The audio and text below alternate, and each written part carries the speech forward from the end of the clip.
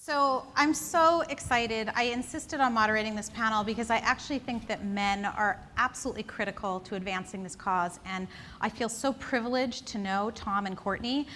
Courtney and I worked together, didn't really know each other well, but at Anderson Lemke, and he's gone on to run global agencies and now is the president at 11 Inc. here. 11 has, I think, 9 people in attendance here today. Could be. Yeah. More than any other agency. Wow. They are a sponsor of this event, so I'm very, very grateful. Yesterday, 11 co-sponsored the ad salon put on by Misrepresentation. Tom came on my radar when someone told me about this book, Re-Render the Gender, and every one of you needs to buy this book. I read the opening passage which says, "Why me? Why this guy?" Why is a man writing this book? Well, because it's about time. Almost all the speeches, books, lectures, and seminars about women are from women. Men need to speak up because the male world needs to wake up. Women are not a minority, and they control over 80% of all purchase influence. Yet over 70% of all advertising is created by men, approved by men, and judged by men. Advertising is way, way out of whack, and if men don't raise their voices to help correct it, this problem will just continue. I can't describe to you when I sat in my office and read this book, and do you remember I called you? Yes. I mean, it was like everything I was thinking and noticing and planning, and there was a guy saying it. I was just so jazzed. So anyway, I'm so delighted to have Tom here. He's actually written several books on marketing to women. But I think these very public declarations, you know, Courtney sponsoring, getting us any agency on board, Tom writing those books, these are really critical things for men to do right now. You know, we talked about living in the discomfort and doing something bold. Men need to show commitment to this issue. Another panelist that I had hoped to have here is Richard Edelman. I don't know if you guys are, Edelman PR is one of the largest PR agencies. And he writes a blog and has been very, very open with, he created a whole task force at Edelman about female advancement, and they already score off the charts, but he's always kind of challenging others in the industry to make this a metric that they're keeping their eye on. So there are a lot of men out there, and we need to applaud those men. And men out there, you need to be those men. So I'm delightful to have you both here. And the first question I want to pose to each of you is, what do you think women bring to creative departments that make an agency not just different, but better? There's sort of two aspects to me. I mean, our industry is an industry of talent, and in many ways, the current state of affairs in our industry, as it relates to getting the best and brightest talent to choose the world of storytelling and advertising and marketing versus other options that are out there, we're under tremendous pressure from other industries. And so the first notion is the fact that, you know, denying the invitation and advancement of 50% of your talent pool is sort of crazy if that's what your livelihood is dependent on. So it sort of starts as a talent basis, first and foremost, a very practical thing, a very, you know, arguably even selfish thing. The second, and really to answer your question, it's perspective. I was telling a story about my daughter choosing the original Nike women's campaign, the I Am Not My Mother work, as the subject of an essay she had to write for a college entrance exam. And the reason it was around that, she wasn't born when that first came out, the reason it was around was because I've always admired that work. And I didn't admire it because it was talking to me or that it was something that I thought was clever. It was the fact that I was jealous of it. I was jealous of it as an agency person because it was so powerful and so different and so original and so fresh, but I was also jealous of it because nobody, as a consumer, nobody was talking to me that way either.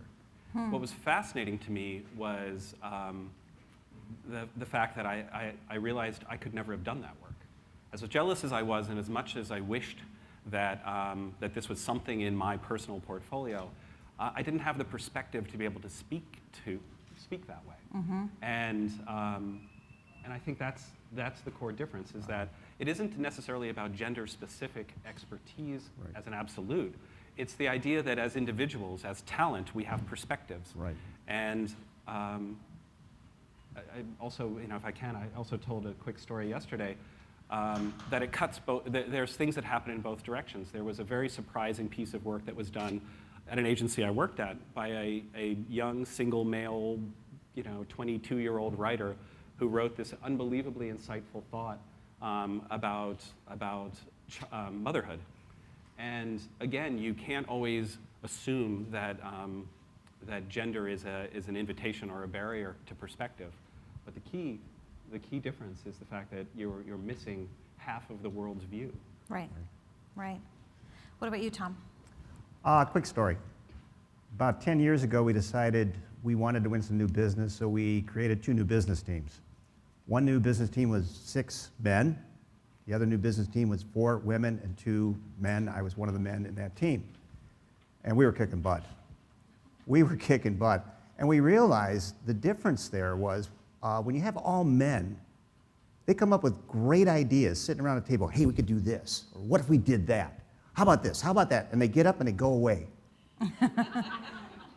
We came up with ideas as a group, and then when we get up, the women say, whoa, whoa, whoa, whoa, who's going to do it? How are we going to get this done? And I really, really love working with women because they have a sense of teamwork, camaraderie that you don't see, and they have a memory.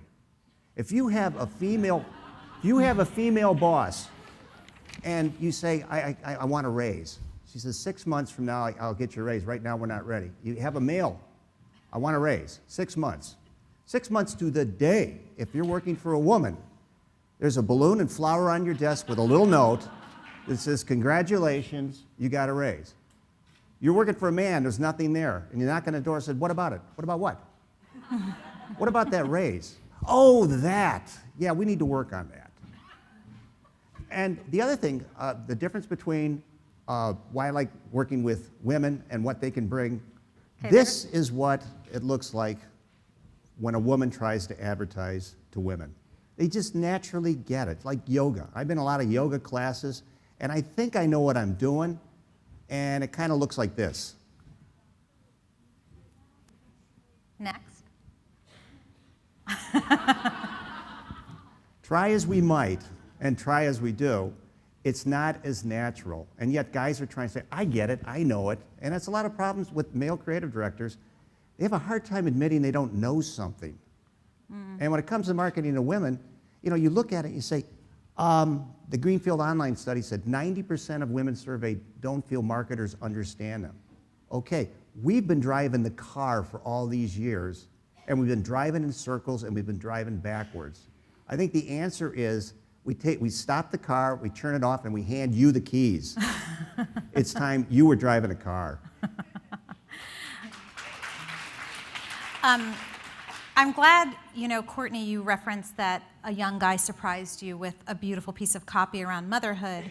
And that's something I feel like I always want to reiterate around this issue is that you can't market well to women just because you're a woman, nor can you not do it just because you're a man. And that is not at all the purpose of this conference. But the purpose of this conference is that 97% men, 97% anything is a problem. Creativity, if you look at atmospheres where creativity flourishes, companies like IDEO, it's all about diversity of age, of culture, of gender, of where you grew up. And so that's really the key differentiator.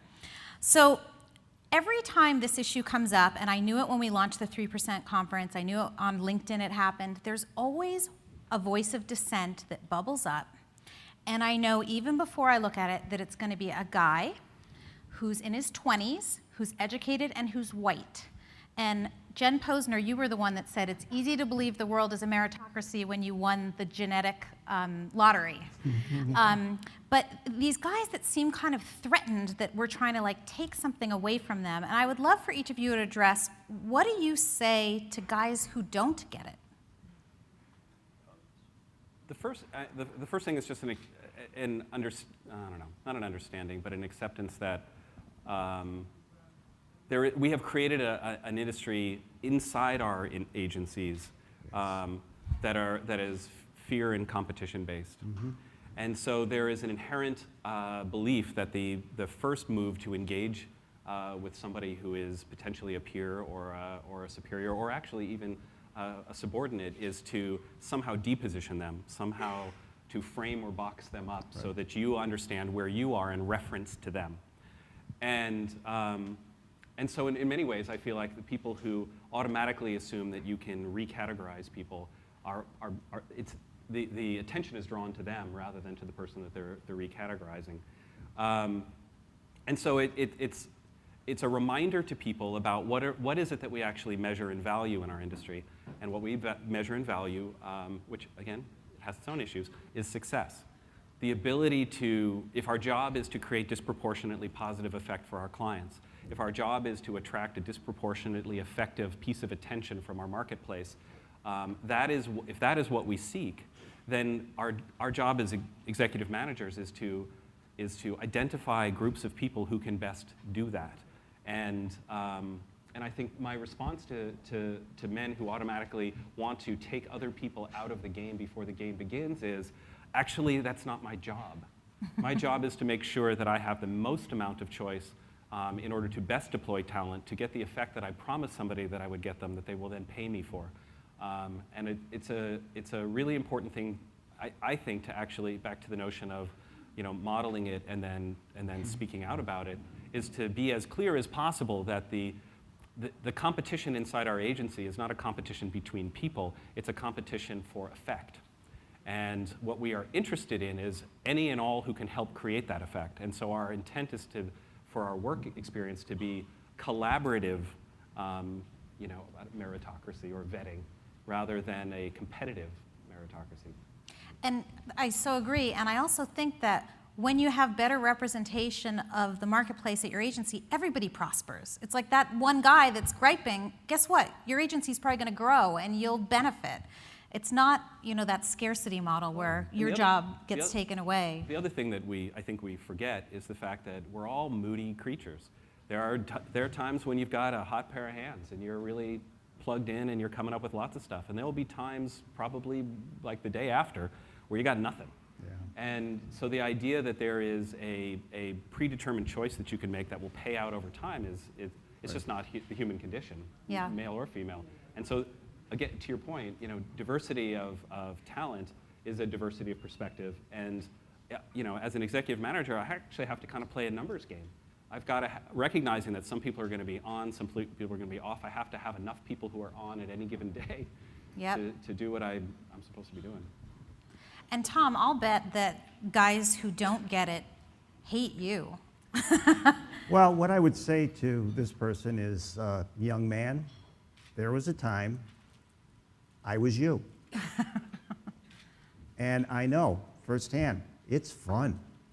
It's fun to be in an environment where you can get away with murder. It's fun when you can be zany, crazy, and that's the environment.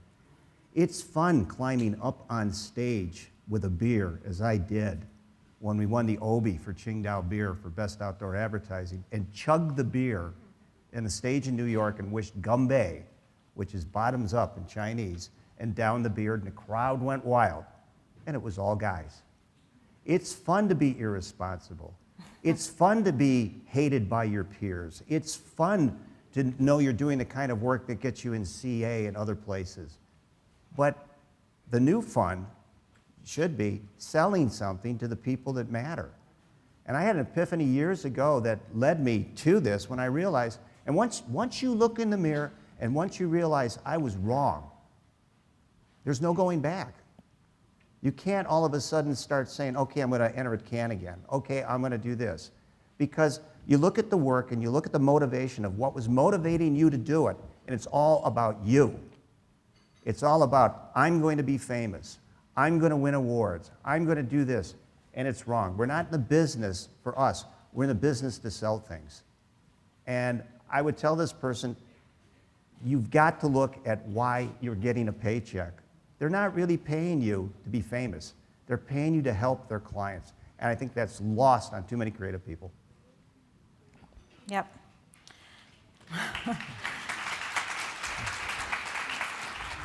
So a couple of the panels earlier had some statistics about male CEOs. I know that male CEOs who have daughters are more likely to close the wage gap at their company. And then earlier, somebody talked about, what was the statistic earlier? It was also about male managers and, promoting, if you have the stay-at-home wife versus the Right. working wife. So there's a lot of talk about kind of the next generation and your daughters, but I was very struck with both of you, Tom in your book and Courtney when we spoke on the phone, and I get really touched because I have sons, but you guys were both very inspired by your mothers. And I would just love for each of you to tell us who they were and how they inspired you to be the person you are today. Tom, you want to start? Oh, sure. I come from a working class family. I have 4 sisters and a brother. My father worked in a factory, and my mother worked my entire life.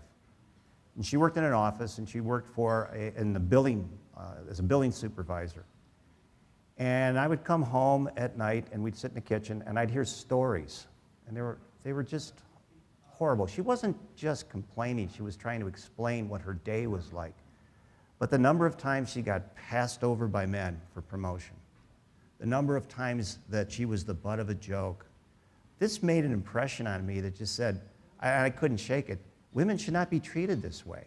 This is my mom. And I never forgot that. And it carried with me. So to this day, when I look at something, I can't shake the image of my mom. Yeah. What about for you, Courtney? Mine's a little different in that my father was in the industry. He was an art director and a creative director and ultimately an agency owner. My mother was a chemist and then became a school teacher after she went back into the workforce. And my mom, almost by definition of those 2 jobs, very smart woman, very, very strong woman, very savvy about groups of people and circumstance and context and how information flows as the school teacher side of her. And in many ways, you as a child, you sort of align, you get benefits of both parents, but you align one way or the other. Sure. And I look like my dad, but I am my mom. And we joke at the agency relentlessly about I have a science background, not a marketing background. And I had the benefit of essentially being raised by a very smart, very strong woman who just conducted herself, according to her strengths. And I have equally been the benefactor of being sort of, raised and guided by strong women throughout my professional career. And I consider 2 of my closest friends and great guides now, consultants to me personally and to our agency, very, very powerful women. And one of them, Julie Regal, who's sitting in the back somewhere, basically said to me that the world of men are really divided between men who have been raised around strong women and are comfortable and attracted to them, and men who have not and don't know how to deal with them. Yeah. And I think that insight made me realize that the definition of a strong man comes in a variety of different characteristics. There's physical strength, there's charismatic leadership strength, there is intellectual strength, there is accomplishment strength. We have categories that we can understand and ascribe, and men have a range of strengths that they can choose from in a funny way. We don't have many clear definitions of what a strong woman is. And so I think boys and men are confused when faced with a strength to know what to do about it, unless you were lucky enough to have been surrounded by it and socialized to it early. And so I actually, back to the earlier question about the 20-something, naysayer, first reaction is they probably don't know quite what they're up against, because if they did, they'd realize one of 2 things: either that your greatest opportunity is to partner and collaborate with fellow strengths. Good point. Or you're gonna get rolled. Yeah. You're gonna get snowed under, because in the end, the strength of character, strength of talent, strength of perspective always wins. And if you play the long game, it always wins. Short term, okay, it can be unfair, but unfair has a hard time holding out over the long haul. Yep. That's so interesting. I never thought about the fact that men who've been raised without a strong mother image in a way that lobs the ball back, ladies, into our court, all of us who are mothers here. And my 2 boys are coming to the event. You'll meet them. They're in school, and they're coming up with my nanny this afternoon. And I told my husband, I want them to come here not because, like, look at me, but I want them to come here to see that if you don't like something in the world, you fix it. And it's not that I'm their mother that did it, it's that I want to model that for them. So I think this is another opportunity for us to raise a generation of boys who welcome that. I think if it's a request or a hope is, if you are strong, I know that there are we heard earlier that there's difficulties and penalties with strength and confusion because we're in a transitive period as a society. But if you are willing to endure it, not only for the industry or advancement, but to recognize that you're showing other people, you're starting to create those identities that other people, younger people, can admire and be mentored by as women, but also as men to help understand and to frame. Yep. Like I said, the interesting thing was my father appreciated my mother's strength because it was a type of strength he didn't have. He was, as a creative, he was very progressive. He was the risk taker. He was he was a great storyteller, and he was, they all drank back then, so he was loud. But to your point, my mother was the one who, when a risk was taken, she was the one who made it happen, and he knew that. And in that regard, I understood the dynamic, and as a young person, I got to choose which one felt more like me. Yeah. And I joke in the agency, I'm the designated driver, man. I am, I wouldn't get to go to the fun parties otherwise. Creative people are great to hang out with, but somebody's got to get them to and from alive, and I learned that one from my mom. Awesome. Or do you get loud? Not so much. Okay. Not so much. So I think there are about 10 men here today, which I'm disappointed in. I tried to make it very clear that this was absolutely a welcome environment for men and that they had a lot to gain. So I'm delighted that the 10 men that are here, but I'm wondering, what would you say to men in our industry to get them here next year? I think men should be here, but I think the men that should be here aren't just within advertising agencies. I think they should be clients. And the reason I say that is because if change is going to happen, I think it's only going to happen from the outside in. I don't think it's going to happen from the inside out. I can't see a bunch of creative directors saying, I'm going to stop knowing everything, I'm going to get out of the way, I'm going to hire a lot of women.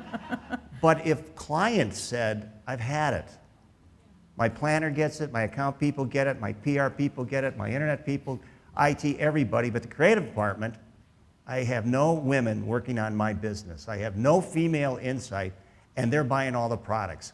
I want you to change. You'll see change. So I think we need to get men here, but I think we need to do everything we can to invite as many clients to be here, because I think that's how the change will happen.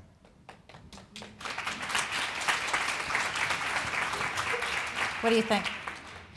We had the benefit of being part of a smaller event yesterday, and the effort was to invite friends and peers, creative directors from around town, and there was there were more men relative to the total population at that event yesterday, and there was a bit of not cajoling, but some fairly personal lobbying to make sure that they came.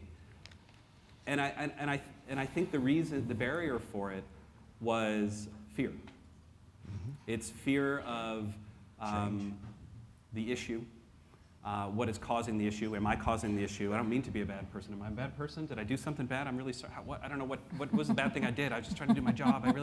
There's this, back to that culture of not finding, grounds for people to face things and to recognize that, are things the way you want it to be? No, not so much. Well, then you're going to want to change stuff. Yeah, I guess I probably should. Well, are you open to examining where your opportunities lie? I felt like what was interesting about yesterday from the first part of the day, when the male participants were very reluctant to go, I got a question. By the end, far more vocal. Yep. And I think the change in the conversation was when it was raised as an issue that needs to be accepted and acknowledged, there was a lot of reluctance and a lot of like, no. When it was turned through time, when it was, and actually misrepresentation of the film pretty much takes you out at the knees, and there's no way you're not, right there ready to talk. But the change was when it was a conversation about not solutions, but success, back to something safe and practical. Like the way we're going about things, is it helping us, our agency succeeding? Is our industry healthy and vibrant? Do clients believe us and trust us? Not so much. Okay, so why might that be? Oh my God, the statistics tell you a very clear story. If you're a practical person, you would not allow this malalignment to exist, and you would start to do what Joe Kaiser from Y&R had said, a disproportionate amount of the creative department that he's been able to create in the last year and a half are women. And we all went, oh, like, if people hear about that, then young female creative talent are going to send their books to his place because they believe that he understands and he will embrace and advance their talent. And then that means all the best talent is going to be sending their books to his place and not ours, and now he's got an advantage that I don't got. Suddenly, we're having a conversation that I think is more comfortable for men to engage in. Right. And it's not off topic, it's just going in through a slightly different door. Yep. And so if there was a 97% conference as an adjunct to this one, I would almost suggest framing it under the competitive advantage argument, because it is ripe. The agencies that understand and embrace and leverage talent are going to create better effects for their clients and thus get hired more often and paid more, and they will be stronger competitively as an agency. Yep. And it is a ripe opportunity. Yep. Okay, Tom is now going to share a couple campaigns showing kind of a before and after, and then we'll do a Q&A. Okay, if this works. Let's try. Okay. Over the past 8.5 years, we conducted a lot of proprietary research, and my speech now, I realize talking to women, they all nod their head, no matter what I said, they go, we know. But it was the guys who go, really? I didn't know that. So I shifted it, and now my speech is 7 secrets of marketing to women every man must know. And trying to share with men, because we're not going to just fire all the men and say, you're not involved anymore, we're hiring all women. So what we wanted to do is see if there were some techniques, some best practices, some things that we could find out in advertising that women relate to more. And we did a lot of online testing, and we took advertising that existed that was okay, and see if we couldn't apply some of the thinking of what we learned and make it better for women. The first one. You're going backwards. I'm driving, that's why. Oh, there you go. Okay. First one was for Goldfish. And it's an okay ad. It's an okay ad. But I think most of you are familiar, there was a study done in England years back with babies, and they found that infant girls were fascinated with faces and would stare at a face longer than the baby boy. And other studies that suggested that humanity was very, very important to women. So we thought, now this is austere, why don't we just add some humanity? And we did that. And this ad outscored the other 4-1. And we did the same thing with Haagen-Dazs. If you like the bees, dig in. That's an okay ad. But we thought, let's just add some people. And we did that. This one improved likability, and not only that, intent to purchase. The point I'm trying to make, though, too, even though we had this, even though we did this, I would show this to the male art directors and designers, and they'd say, you know what? I still prefer it that way. So you prefer it this way, even though we have proof that more women will buy it if it's this way. Yeah, I still prefer it that way. And so there's a tremendous obstacle. Wanted to do the same thing with TV, and this is a little bit different. There's a commercial that ran on the Super Bowl 2 years ago, and when we tested this with women, and women watched the Super Bowl glued to the set to watch the commercials, didn't even remember this spot. Okay, in a nutshell, theirs was really bad, ours was really good. Why don't we go to Q&A, and if they can get it to work, we'll come back and play it. But it's basically the same shoot from a video standpoint with a totally different voiceover. Right. The voiceover was just talking about the Dodge Chrysler. It's not just American craftsmanship, it's American craftsmanship. And it's went on, and most women were like, you're not talking to me. And the challenge here was a car, unless you're 18 years old working in a garage and single, you're not going to get a car like this without some discussion. So what we tried to do was we had the aria from Madame Butterfly playing behind it, and we just had a woman's voiceover talk about all the wonderful things your husband's done. So that car he really likes, we should talk about it. And that was it. Ironically, we tested it online, and the women much preferred our version, even though it was just a hunk of machine with lockdown camera. But the guys liked it too. And this gets back again and again that the sweet spot, if you can reach women, you can reach men too. Women's list is much longer of what they're looking for than a guy's. And it just, if you satisfy his list and hers, you're going to win. Right. I mean, Marty Barletta, who is kind of the goddess of marketing to women, she talks about how a lot of clients don't want to market to women because they're afraid they'll turn off men. But in reality, No. exactly what Tom just said, if you've satisfied everything a female consumer needs to know, whatever, you've more than satisfied the Right. man. So wouldn't that be a smarter kind of way to Right. go? You'd think. You'd think. All right, let's open it up for questions. And I don't know if we have mic runners. Okay, who has a question for Tom or Courtney? I have a question up here. Oh, okay. Sorry. I'll just shout it down. All right. I was just listening to the end part. I'm sorry. So I'm actually not on the artistic side. I'm a consumer of agencies. I own my own business, and it's focused on women, and I own it as a woman.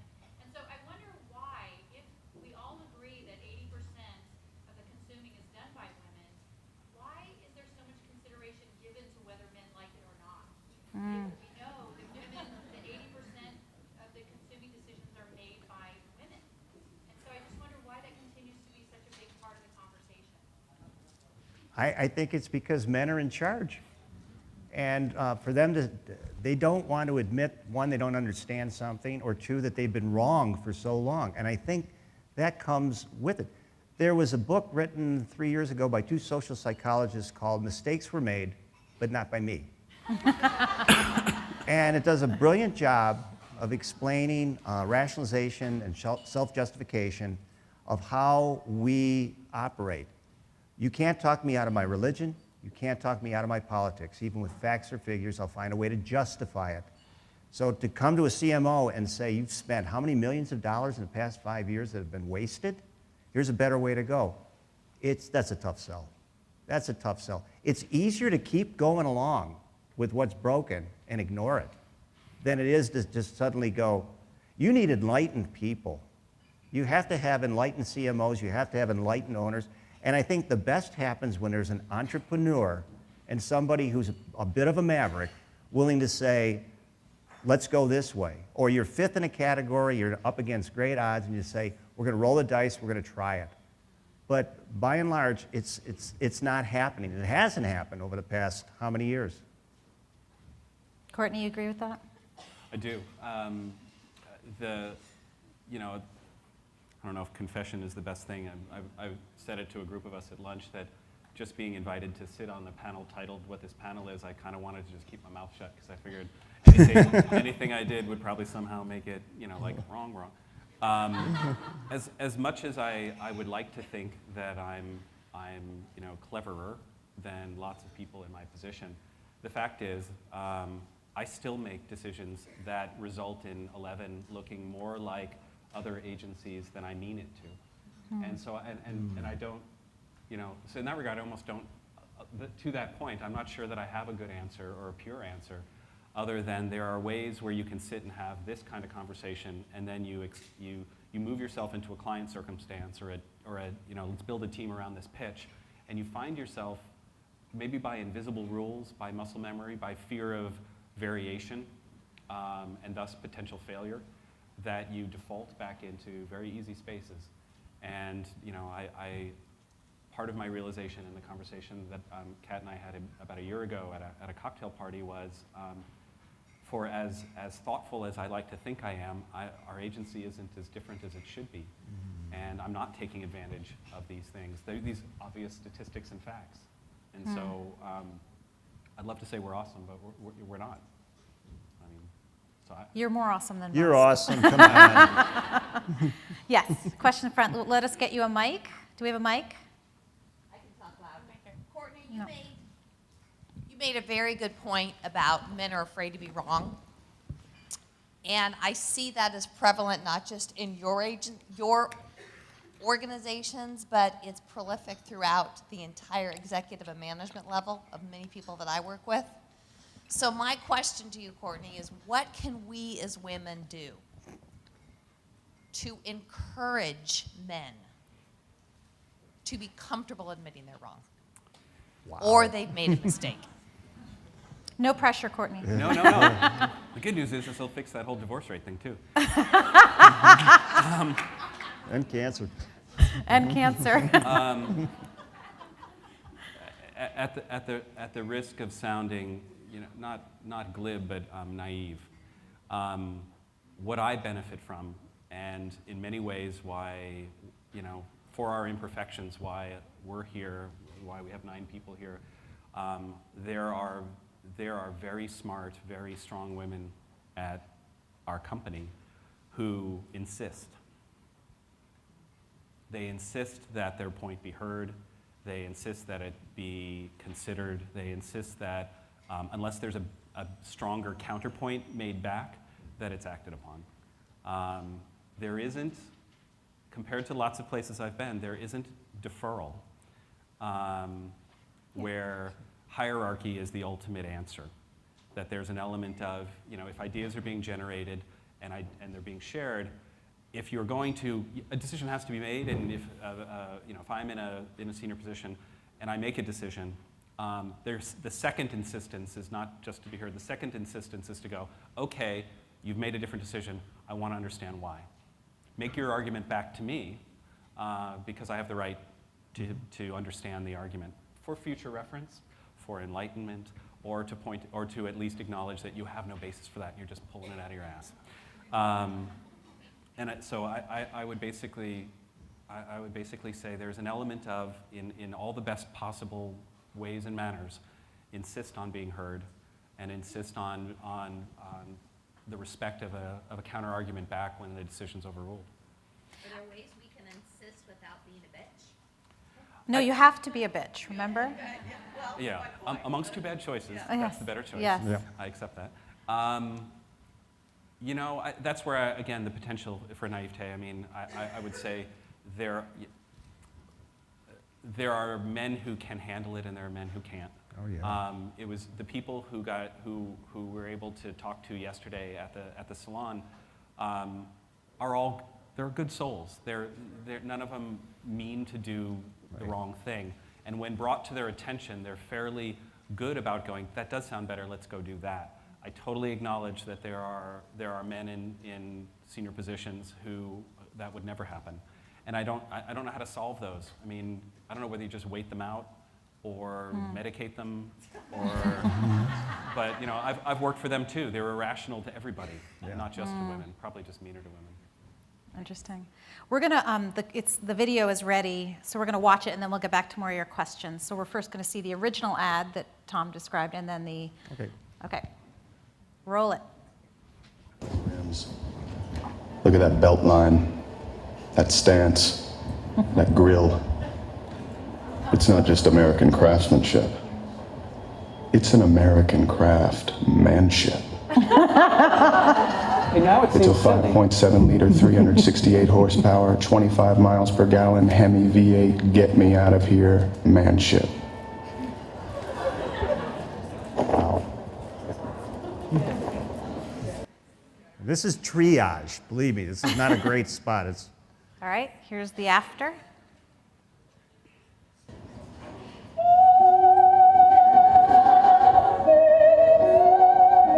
He usually lets me pick where we go on vacation.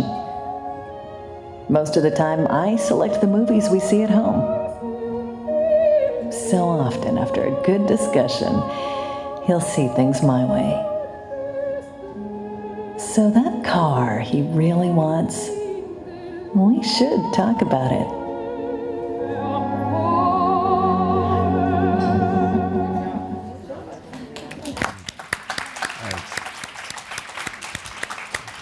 Questions? Jennifer Posner. So, as an advisor on the film misrepresentation and somebody who, I'm a media critic, so I'm outside of the industry, it's always really fascinating to me when I hear people say that they're really shocked at the images that they see in that film or other, every time something bubbles up on Twitter or in social media where there's, a woman's legs hanging out of a trunk to sell shoes or something hypersexualized or violent. I guess my question is, hearing you say that the film was so sort of impactful for you and for many of the people at the salon yesterday, when I was working on the film, or advising on the film, I really thought it would be really impactful for students and for younger people. It was really surprising to me to hear that it was impactful for people who create the images as well. Is it that, I guess my question is, do these questions never come up, or is it so part of the water that you don't think about it until it's all in a row?